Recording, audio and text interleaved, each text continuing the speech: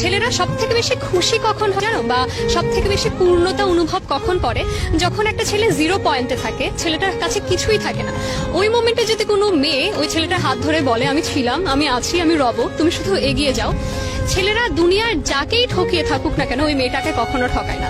And দিন শেষে পরিপূর্ণতা বিয়ের মাধ্যমে দিয়ে থাকে তারা, কারণ ছেলেরা শুধুই চায় মানসিক শান্তি, আর তাদের মানসিক শান্তি দেওয়ার মতো একজন মানুষ। তারা যদি এটা পেয়ে যায় তাদের জীবনে আর কিছুই লাগে না, তারা সবকিছু ত্যাগ করতে রাজি ওই ভালোবাসার মানুষের জন্য, বা ওই ভালোবাসার মানুষকে আগলে রাখার জন্য, সাথে রাখার জন্য। ছেলেদের জন্য বলছি, এরকম কোনো মেয়ে বা এরকম কোনো ভালোবাসার মানুষ বা এরকম কোনো শুভাকাঙ্ক্ষী তাদের দরকার পড়ে, যাদের কাছে না তারা মন খুলে সব বলতে পারবে। এদের এই জন্য তারা তাদেরকে কেউ জাজ করবে না যে তুমি এরম কেন, তুমি সেরম কেন, জাজ করবে না। তারা এরম একটা মানুষ চায় যে শুধু আমায় শোনো, তোমার কিছু করতে হবে না, তোমায় আমার এক্সপেন্সিভ গিফট দিতে হবে না, তোমার আমার পাশে থাকতে হবে না, তোমার আমার সাথে সবসময় 24 ঘন্টা ফোনে কথা বলতে হবে না, তুমি শুধু শোনো। ছেলেরা শুধুই চায় যে একটা মেয়ে থাকুক এরম কেউ যে তার কথাগুলো শুনবে আর তার হাতটা শক্ত করে ধরে থাকলেই চলবে।